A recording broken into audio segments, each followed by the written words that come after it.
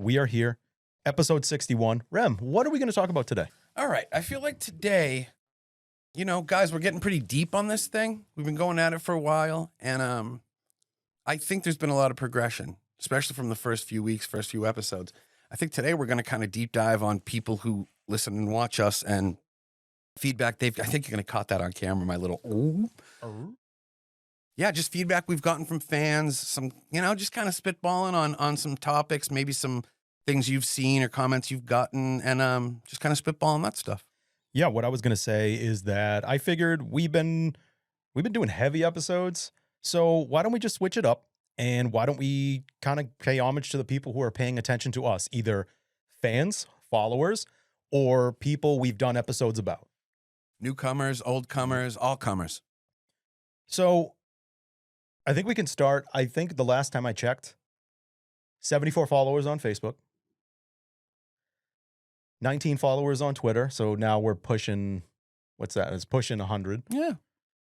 11 followers on the webpage itself, and 11 followers on YouTube. So we're well over 100 followers. Which is, I know, guys, this is going to seem silly because people are out there with numbers that are just incredibly higher than that. But you got to understand a couple I'm fine with what we got, and that's not our goal, at least not off the bat. Our goal isn't to do stuff like that. Our goal is to just organically grow. And the funny thing is, too, is like, it has been that way, and people don't realize Bob does so much work for this thing, but like, we don't tell people to listen. We don't push it on people. I've never like pushed it on my family and friends. I've had friends who found it.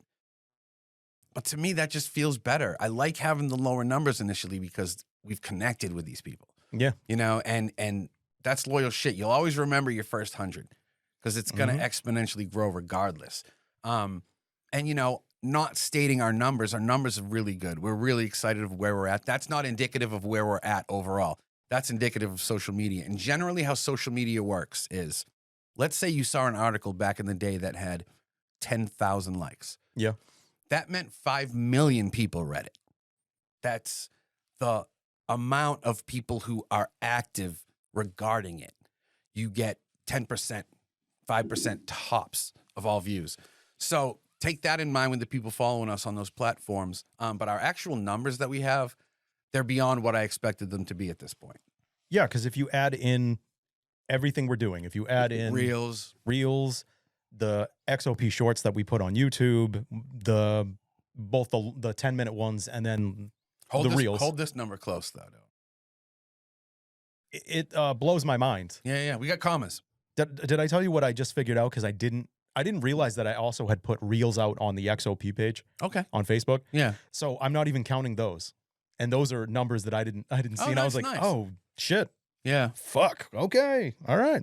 Yeah, it's cool. And it's cool that we're still at a point when we can literally talk to fans and say, what do you guys want? You know, what episodes have stood out to you? And what we really are hoping for, hasn't happened yet, probably won't happen for a bit, is people to be like, can you address this? We want to be given episodes, not because we're lazy, but because we want to be able to tap into what you guys are all fucking with. Yeah, I think one theme that's been kind of coming up when I talk to people is they say, well, you know, it's for the generations, and we really like when you interview people, but you really haven't had, there's a lot of reasons why we haven't interviewed people in a while. And schedules. Big one. Yeah, schedules for ourselves, schedules for the people we'd like to talk to. And making sure we have a really good set of, like, we don't just take someone on to take them on. We want to make sure there's substance with things we can ask them and say to them and bounce back and forth. And this is the first time we've done a check-in episode since, episode 20. I was going to say like halfway through. 40 episodes ago. We haven't done a check-in episode like this. I think it's fair. And that's one thing that we want to, at least for me, I want to talk about on this episode. I want to talk about, like, we still have been using the episodes to lay a foundation for who we are, in our opinions, as a group of people. And artistically. Yeah. Yeah.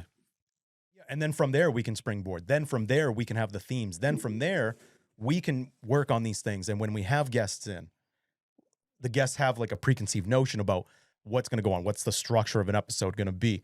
What's a typical line of questioning if we don't forward them questions? And, you know, Bob figured that out because the first few interviews that we did without direction, the people were terrified. And we didn't realize that it was our job ahead of time to be like, oh, it's not just free form. Because a lot of people have stepped up with it, but we're not doing that to people anymore because that's not really fair.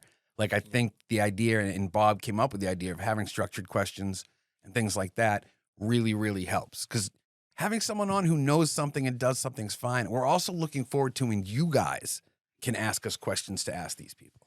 Yeah, and I have put it out there. I mean, I haven't really heard back from it, but I still, that's not the point, guys. Like, the point is that I'm still going to put out the questions. I'm still going to put out those things because I do want to hear back from anybody and everybody. I don't care if it's good or bad. You know, we need it. We've even said early on, like, this is a safe space where people can have constructive feedback, and it's okay. People don't have to yell. People don't have to be self-righteous. It's just working its way through it. And it's going to sound confrontational, but I really, really want to interact with someone who doesn't agree with the stance we have.